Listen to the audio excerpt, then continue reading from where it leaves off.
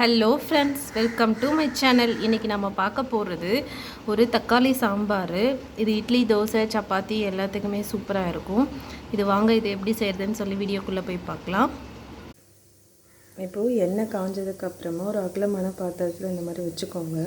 கொஞ்சம் நான் கடுகு ஆட் பண்ணுறேன். கடலைப்பருப்பு, கொஞ்சம் ஜீரகம், உளுத்தம்பருப்பு, ஒரு 4 பல்லு பூண்டு எடுத்துக்கலாம். அதோடு சேர்த்து வெங்காயம், தக்காளி,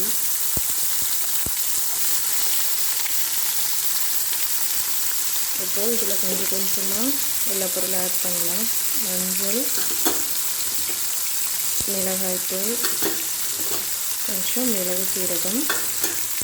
இப்போ இது நல்லா இந்த சாம்பாருக்கு இப்போது மசாலா ரெடி பண்ணிக்கலாம். கொஞ்சம் பொட்டுக்கல்ல எடுத்திருக்கேன். அதோடு சேர்ந்து தேங்காய் ஒரு 4 ஸ்பூனு, காஞ்ச மிளகா, கொஞ்சம் தனியா ஒரு ஸ்பூன், வெந்தயம் ஆட் பண்ணி கொஞ்சம் தண்ணி விட்டு இப்போ அரைச்சிக்கலாம்.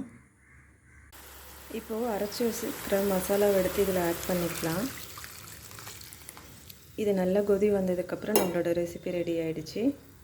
இப்போ நல்லா கொதி வந்துருச்சு. கொத்தமல்லி தூவிட்டு நம்ம இப்போ அடுப்பை ஆஃப் பண்ணிடலாம்.